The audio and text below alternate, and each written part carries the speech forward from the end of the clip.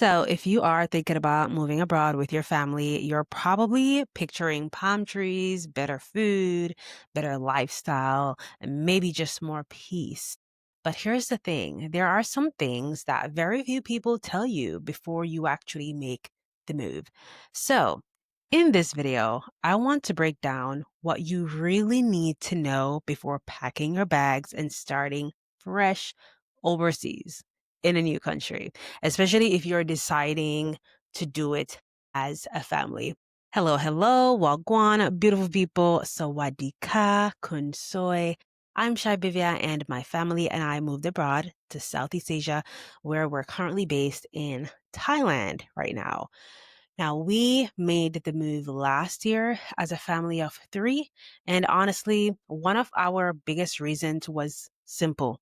We were ready to leave behind the culture we were in, the hustle culture, the growing violence, the feeling of just being unsafe, the constant political tensions, the cost of living that kept going up while the quality of life kept going down. It just got to a point where we looked at each other and said, this is not the environment that we want to raise our children in. And once you've traveled, like really traveled and experienced other parts of the world, it changes you. It changes your perspective. You start realizing that there's not just one way to live. There's not just one system, one path, or one definition of success.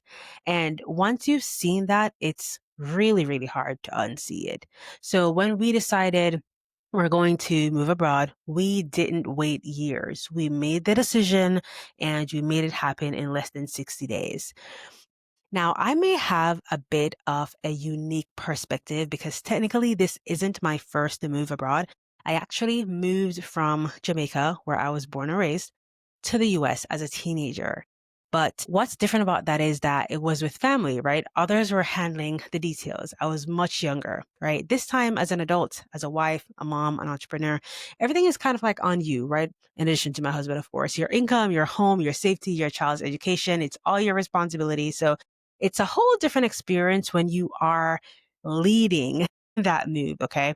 And so in this video, I'm going to break down the four major areas that you should think about before moving abroad with your family. The first thing is mindset and identity, right? The emotional side of leaving what you've already known. We're going to talk about practical foundations, stuff like visas, finances, healthcare, housing, right? Real life logistics.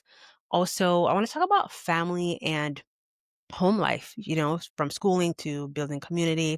And also, number four, I want to talk about sustainability and alignment, how to make sure that your move truly supports the life that you want. So, if you're someone who's been feeling that tug, that sense that there's more, waiting for you beyond where you are right now, stay tuned. I'm going to give you the insight I wish that I had before we took the leap. So first up, let's talk about mindset and identity. When people talk about moving abroad, they focus on visas, housing, schools, all the logistics, which are all important. And we will eventually talk about those things and talk about those aspects in a bit. But the part that no one really talks about is the identity shift that comes with it. Because when you move abroad, you're not just changing your address, you're changing who you are in so many ways. Back home, you had a certain structure, right? A certain structure. You knew the shortcuts, the language, the grocery store, the system, you knew who to call when something went wrong, or you may be used to always having water when you open the tap, right? Or always have electricity without any outages. And yes, depending on where you move abroad, sometimes the electricity may go out for hours. That's, usually known as load shedding. This is also known in a lot of African countries as well. Now, when you move abroad, all of that resets, right? And even simple things like figuring out where to buy your child's favorite snacks or food or comfort or whichever, how to pay a bill, how to really communicate with your neighbor, with the locals, that can all feel like a mini adventure or sometimes a mini meltdown. Okay. It depends on how you see it. That's where the mindset work really begins. And for me, I had to realize that I was stepping into a new version of myself, not just as a mom, but as a woman creating a life from scratch in a brand new country. When we first got here, there were moments when I thought, wait, who am I here?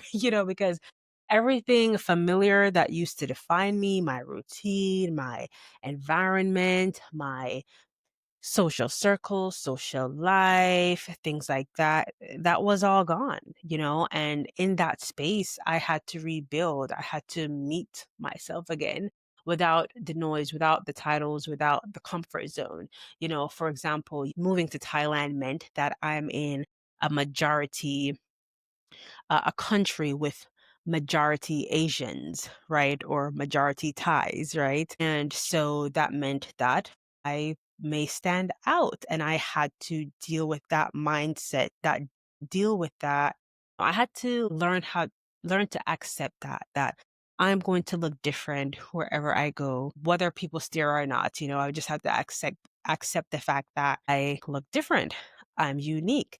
I also had to deal with the fact that, I may go to some places and people may not speak English, you know, and I had to realize that I'm in their country as well. So do I get upset or annoyed that somebody else does not speak English? Or do I try my best and do my best to learn the local language, at least the basics. And a lot of times I see Americans or just people from different parts of the world, especially the Western world, they'll go to different countries and they'll get upset or frustrated because the people in that country don't necessarily speak English. But you have to think about it, you're in their country. And I already had that mentality prior to even moving abroad. So that was a good thing.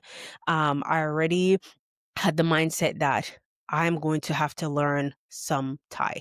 So there's a lot of mindset shifts that have to happen. And we also have to kind of lay down the what's the word that I am looking for? Not expectation, not obligation, the entitlement. Okay.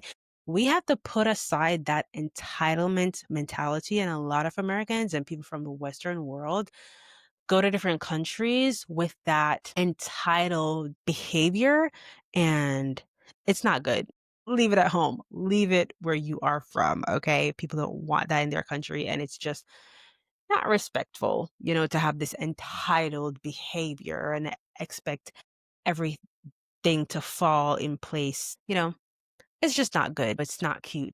Yeah, that's very important when it comes to mindset, right? You have to have that mindset shift as it relates to moving abroad. Now, that can feel scary, but it's also incredibly freeing. You start realizing what parts of your identity actually belong to you and what parts were just habits or expectations you inherited from your environment, right? And the roles shift too, right? They shift. As a partner, you depend on each other more. It's just you and your family figuring things out day by day. As a parent, you become that bridge between cultures, helping your child adjust, create routines, and still feel at home. And as a professional, let's say you're a professional, you're in a career field or an entrepreneur, you might feel isolated at first, but that space also gives you the creativity and clarity to reinvent how you want to live and work. So the biggest lesson I learned in this stage was this: moving abroad isn't just about finding a new home, it's about becoming a new version of yourself. And when you embrace that, you start seeing, the move not just as leaving something behind, but as stepping into alignment with the life that you were always meant to live. Now, once you have anchored that mindset, right, the next part is where things get real. Okay.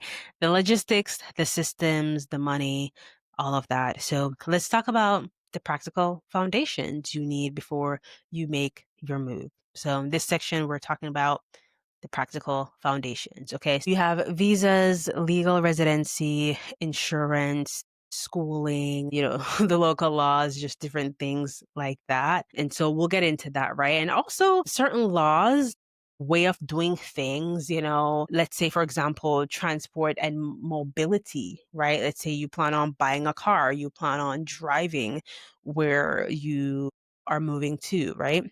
So, for example, here in Thailand, as tourists or foreigners or expats or migrants, immigrants, you can buy a car here.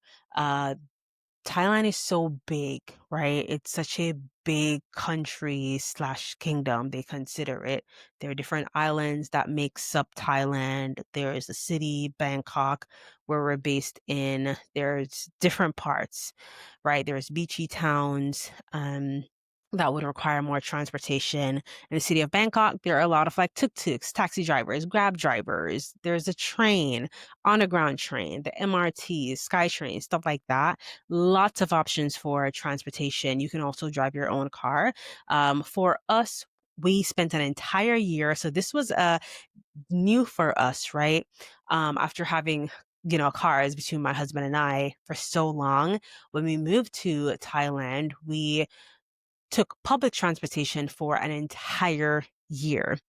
Okay, which we were fine with. We were very excited about it.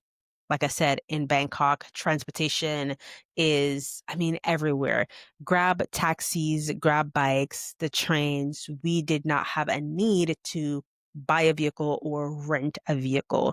However, after a year, we decided that as a family, sometimes it is convenient to have our own transportation. Depends on where we're going, when we're going there. It depends on the season, especially rainy season. Sometimes if it's pouring rain and you're out, you're stuck because it takes forever to get a grab taxi. And that is not fun with being out with your children or being out with a child, an infant, whichever. Okay. And so also we plan on exploring more of Thailand. Okay. Slow traveling throughout Thailand, just having a little bit more flexibility with our family. Now, as a solo person or just as a couple, you may not need a vehicle, okay? In a place like Bangkok, especially with the trains, the BTS. I love taking the BTS now. I can't believe I'm saying that, y'all, by the way, because I am team no trains, especially particularly because I have experienced the train system in New York and I was like, babes, this is not for me. This is not for me. It's not the public transportation, but it was the quality of it. It was the people. It was just a lot. It was just giving overwhelm. Okay. But here in Thailand, it's very clean. People are polite. People mind their own business. People follow the rules.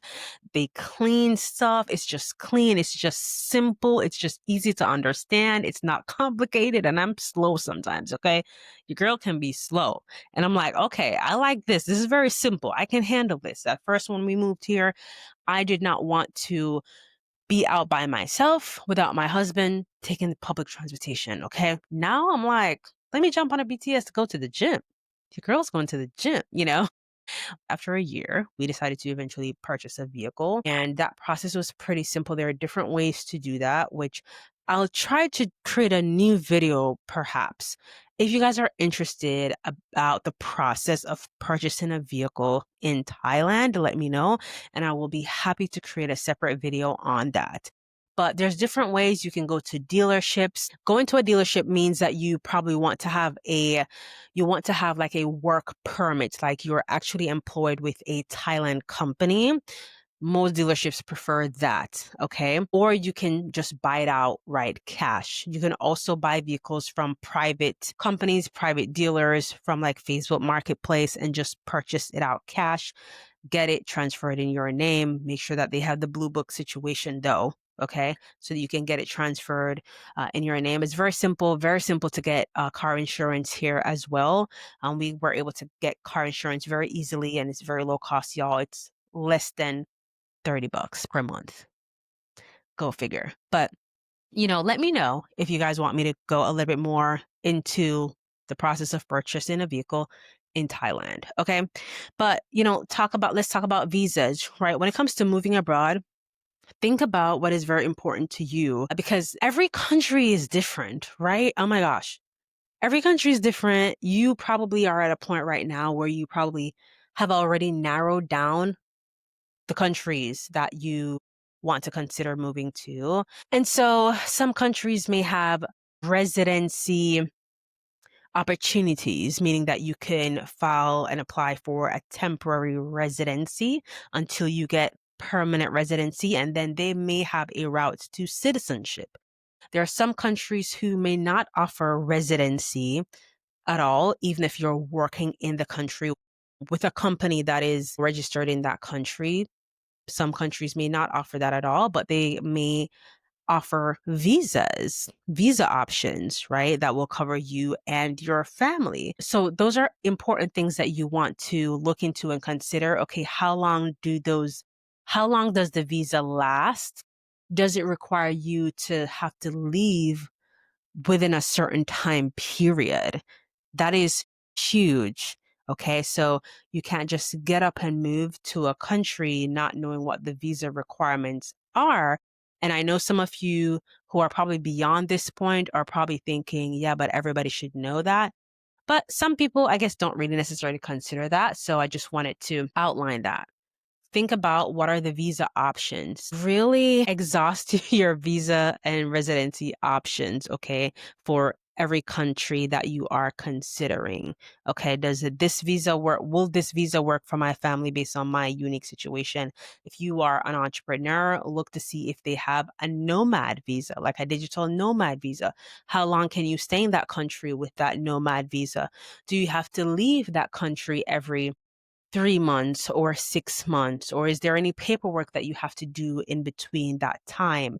And if you do have to leave that country every 3 months, 6 months, every year, what country would you go to? What countries are nearby that you could just jump over to for a little bit and come back? What would the cost of that look like, okay, as a family doing that every year or every 6 months? What would that cost? Okay. So you want to look at all of those things and not just do things on a whim. So, for example, Thailand has several visas. You know, they have certain retirement visas. People who work here, who teach here in Thailand, they have what they called a like a working permit that allows you to stay in Thailand and just stay in Thailand and work and just be in Thailand for as long as you have your work permit. They also have like a digital nomad visa, 5-year visa, the Destination Thailand visa is what it's called.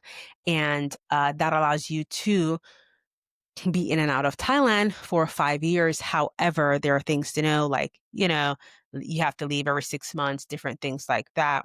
But you want to look into those things because you don't want to get to a country and then realize that it's actually inconvenient for you to leave every year or leave every 6 months and things like that. Okay.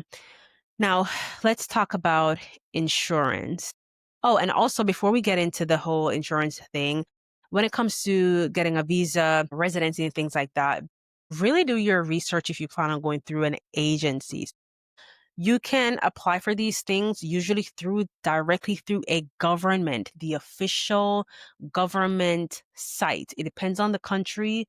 It may be some systems may be simpler than some.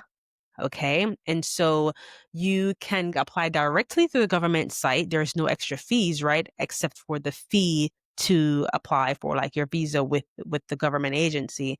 If you don't want to go that route, you don't want the headache of trying to do things yourself, then you can go through a reputable agency. And of course, that is going to be on you to do your due diligence and really seek out a reputable agency. Maybe they have Google reviews, you can call them, different things like that. But you want to make sure that they are a reputable agency and not someone who is just going to take your money and you never see your visa, you never see your residency. So that's very, very important. And next thing is insurance. So when thinking about moving abroad, especially as a family, you definitely want to have insurance. And when we think about insurance, I know if you're moving from like America, you're like, oh Lord, insurance, because insurance can be can be expensive in the US, especially if you don't have insurance through let's say a company that you're working with, like a corporate company, right? Now, I want to say something to you. I want to let you know that insurance, international insurance or abroad insurance, nomadic insurance is a lot more affordable than the American insurance, even as a family. Let me just say that. There are a lot of different health insurance companies that you can consider. There are some countries also that will offer private insurance within that country. And there are also international health insurance and travel insurance that you can get that will cover you in over 100 countries. Okay. One of which is Safety Wing. We actually like using Safety Wing. We've only had good experiences with them. We've been using them for over a year now. 90% of the times we have gotten our claims approved and stuff like that. And it's pretty simple to use. It covers our entire family, covers our travel. Even the other day, I shared my experience with in October, we ended up being in Bali during the flood. Bali had an unexpected flood. It was something. And we basically had to leave. You know, it was an emergency. We literally just landed the day prior. And then in a few hours, in the middle of the night, we were woken up to, floods and emergency evacuation. And it was just a hot mess. And so we went over to Malaysia and we were able to file a claim with them and they reimbursed us, for our travel. So I do like Safety Wing. There are other companies out there, but I can only speak for the insurance company that we have experience with. And I know a lot of other travelers who say good things about it, but you can do your due diligence and see what works for you. They have a simple plan and they also have a complete plan that even covers pregnancy. Okay, you have to have it for a certain time though. Let me just say that for at least 10 months before it like covers pregnancies, things like that. But it covers a lot. Like if you go on the website, I will be sure to have a link in the description below. Just go and look at your options and see if it makes sense for your family. But they have a lot of different things that it covers outside of even what the typical US insurance typically covers. I mean, it's simply amazing and it costs a fraction of that. So definitely look into insurance to see what works best for you based on your needs, the needs of your family. Schooling, that is another thing, of course, that is huge. Do you plan on homeschooling? Do you hope to be a part of let's say, homeschooling co-op, right? Where families get together, students get together outside of the home if you're homeschooling, and they get together and they do trips sometimes, daily trips, weekly trips, activities with a group of people so that they aren't just in the house all the time. Is there a community for that where you're going? Is homeschooling legal per se in that country where you're going? If it is not, what are the schooling options like? Are there international schools? International schools meaning, do they speak English per se? Or does your child have to go to just a local school where they have to learn the local language? If there's an international school, what is the cost of that? Because international schools typically cost a lot more than, of course, the regular schools. And if, if there are regular schools, also, can your child actually attend a regular local school if they weren't born there? Because there are some countries who may not allow your child to attend like a local school spoken in another language outside of English if they weren't born there. There are some countries like that.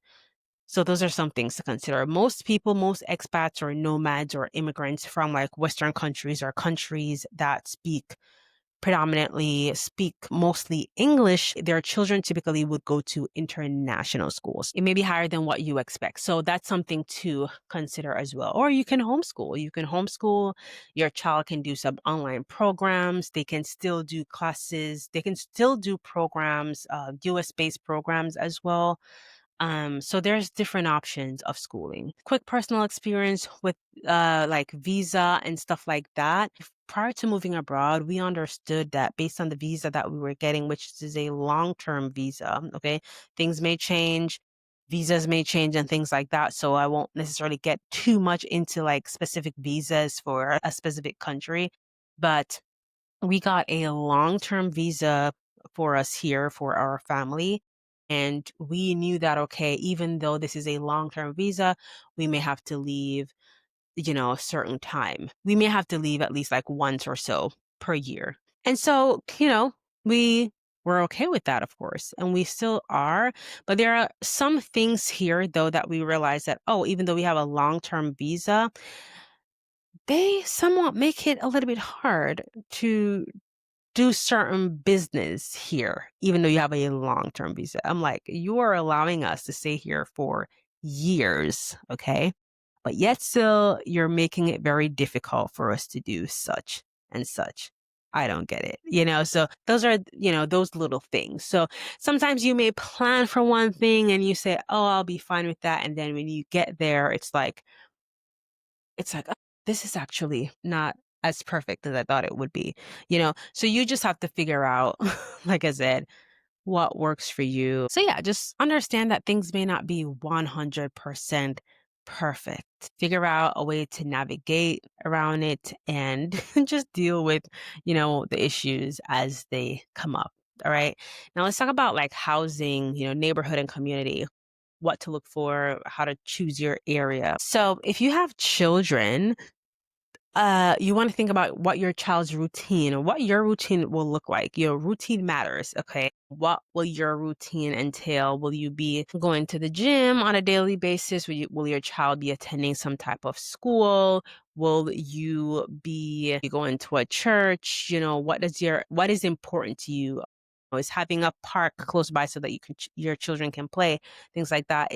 Is it important to you that there are things to do for children close by? So it's very important to choose your community. Do you want to be in a super touristy area, or do you prefer to be more immersed with the locals? And the price point can change depending on what you prefer. So if you prefer to be in a super touristy area, then just know that the price point may be higher in regards to housing versus living in an area that is mostly locals. So that's something to consider as well. Like I said, do you want to be in an area where there are lots of shopping malls, things to do? Do you want to live in an area where it's mostly just like secluded, more in nature, things like that? So that's something to consider when you're moving abroad too. And also there's like, cultural integration and daily life. So making it feel like home. Okay. How do you plan on integrating, and immersing yourself with the local culture? Okay, what will that look like? And are you open to this based on the type of culture? So those are all important. Now, section 4, let's talk about sustainability and, making it aligned with your goals. So ask yourself, why are you moving? What's your why behind it, right? Is it lifestyle, more freedom, opportunity, peace, better air quality, better food, quality food, lower cost of living, better culture? What is your why? Is it to be in a safer environment? Is it to escape like political tensions? What is your why, your major why? Are you doing it for your family? Right? Is it just for you or is it for your entire family? So those are questions that you want to ask yourself. Also, building remote income, right? I just want to throw that in there, right? While abroad, some people do retire early, actually. Okay. Not everybody actually needs to work. Not everybody works in the country that they move to. Everyone has like remote income, or not everyone are entrepreneurs working online and different things like that. Some people have retired early. I know 30 something year olds, 40 something year olds who retired very early. They worked really hard when they were really young, basically saved all their money, and now they're retired. Okay. They work if they want to work. They get to choose the work that they do, and they're pretty much retired. But also, if you plan on moving abroad and you're moving to a country where you won't be working in that country, right? You won't be working a local job and you're not retired, you have to have some way of earning money. So yes, you can move abroad on savings, and that is suggested to have some backup savings when you are moving abroad. but your savings alone won't do it. It will eventually run out, especially if you did not actually have like an investment nest egg where your money is compounding and you're strategically pulling a certain percentage out, like just a quarter off that, where your money will pretty much never run out. That's for another video.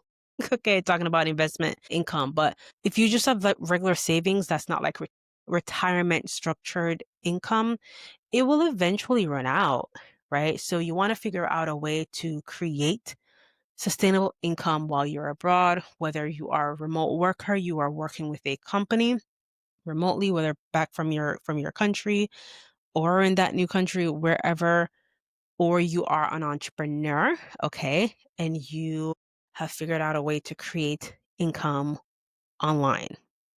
All right. Today in 2025, there are many options to creating online income. I mean, you can talk about your expertise on the internet. Okay. People pay you for your expertise. You can do freelancing.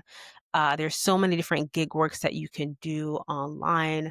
You can package your expertise into a digital experience or a digital product. There are just so many different ways, so many different things to do. If you have real estate back home, you can actually rent out your property and figure out a way to make a profit off of that property. That's not necessarily remote income, but I'm just saying that's like a stream of income. So you just have to figure out ways or figure out a way to build remote income while you are abroad that will sustain you and your family. So if you're moving with a family, two people and children, then, whether it's one of you working or both of you, but somebody has to figure out, a way to create income while being abroad. All right.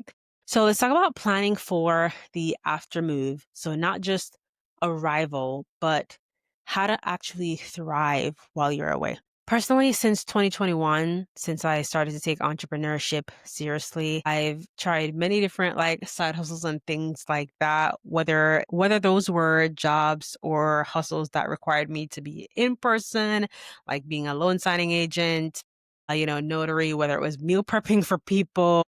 I've tried all different types of things, whether it was real estate, also short-term rentals. I've done that, my own property as well from 23, and just different things like that. And recently, in recent years, since 2022, one of the things that I've been doing is I consider myself now a remote money lender, basically where I help small business owners and real estate investors all over the US get funding for their business so that they can grow their business and increase their revenue.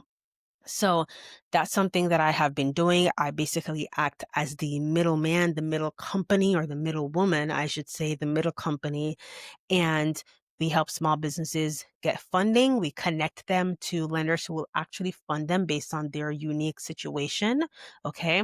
And once they get funded, we get a percentage of that funding. Very simple, because there's a lot of small businesses out there who don't realize that they can actually get funding outside of the traditional banks who often deny them, at least over 70% uh, of the time. Traditional banks deny small business owners funding. So what we do is we connect them to those lenders, those private lenders, those alternative lenders who will say, hey, your credit is not the best, but we will lend you money based on these things. Okay, we just need 3 months bank statements, things like that, and we can lend you money. I would say that I'm in a very unique field, a very unique position. Um, that is also recession resistant. People today call it recession proof. In any economy, this type of business, this industry thrives because businesses will always need funding. And so I love doing that. And I've been doing that for a few years now. And so recently, just this year, more people have been asking me about it. And so I started to help people start and launch their own remote money lending businesses, their own loan companies without lending their own money, without any experience, and without any finance degree. So, if this sounds like something that you're interested in, it sounds exciting to you, you can work from anywhere, help small businesses get funding, and you get a cut of that. I will be sure to have a link in the description below. You can go to www.remotemoneylender.com and get instant access to my playbook and my training that will show you how you can start this business. I'll also have that linked in the description and pinned in the comments below, right? Planning for the after move. So moving is one, but you also want to plan for how do you thrive while you're in that new country. Okay. And based on what I covered earlier about like community and things like that, your routine, what your routine is going to look like, those are some of the things that can help you thrive, right, in your new country. Okay. And don't put off exploring, but give yourself time to settle in, learn the local culture, immerse yourself in the culture, learn the local languages, learn about all the important things that there is to know. Okay. And yeah, you can also explore as well. So just a quick recap, because I know this video was a little bit long. When thinking about moving abroad, try to be as rounded as possible. Think about the mindset and identity shift that has to take place. It must take place. Remember that you are no longer in your familiar environment, and that is okay. Sometimes God calls us out of our familiar environment so that we can even better thrive. Everything may not be like you are used to it. Remember to leave that entitled behavior behind. Your mindset has to shift prior to moving abroad. All right. And then start planning based on practical foundations. So those visas, your finances as well. I don't know if we really went into finances too much, but make sure your money's looking okay. Like, okay, this is what we're going to pay for our flights. We have our flight money. We have these backup resources. Do we have income to sustain us while we are there? So you want to make sure that you have a way of generating income prior to moving abroad. A lot of people make it on a whim. I'm well aware of that. A lot of people make it on a whim. They have this savings and they're like, you know what? I'm going to move abroad. I'm going to start over. I'm going to make this happen. And I'm giving myself 3 months, 6 months to make this happen. And, you know, I'm here for that too. I'm here for that too. Like you really have to have a plan, have to have a solid plan and not be willy-nilly. If you're going to do that, you have to have a solid plan. And if things don't work out, then by all means, you can go back. But of course, the best thing to do, especially with a family. Now, if you're solo doing that, I'm all for that, right? If you're solo, you're like, okay, I have this savings. I have no other stream of income, but I'm going to move abroad and I'm going to make something happen. As a solo person, you can wing it. You can stay in hostels. You can stay with somebody, stay with a friend, different things like that. But as a family, it's a little bit different. So it's better to make sure that your finances are in order, right? Think about healthcare, what that will look like, especially as a family. Especially if you are a growing family, plan to grow your family, what does that quality of healthcare look like in that country? Are you going to get high quality healthcare? What are the housing options? All the real logistics, okay? And then again, of course, think about what building a community may look like in that country. Are you willing to learn the local language so that you can further build a community? Are there other expats or foreigners that are, that will be where you're going? Different things like that. And then we also talked about sustainability and alignment, how to make sure that your move truly supports the life you want. All right. So if you have any questions, feel free to drop them in the comments below. If you want to learn more about when my possible move abroad workshop is coming up, there will be a wait list. There will be a sign up list. You can join my email list. That list will be below, linked below as well, so that you can sign up for that and just get more tips about moving abroad and different things like that. Okay. Be sure to follow for more stories, for more content around, a life abroad, moving abroad, especially as a family. Okay. I am here for the family unit. I love my solo travelers too. There are a lot of them out there. And so I feel like there needs to be more content around family units. So I am here for the families. Okay. So yeah, if you like this video, be sure to like this video, give it a thumbs up, subscribe, share this video with a friend, share this video with someone who has been thinking about moving abroad.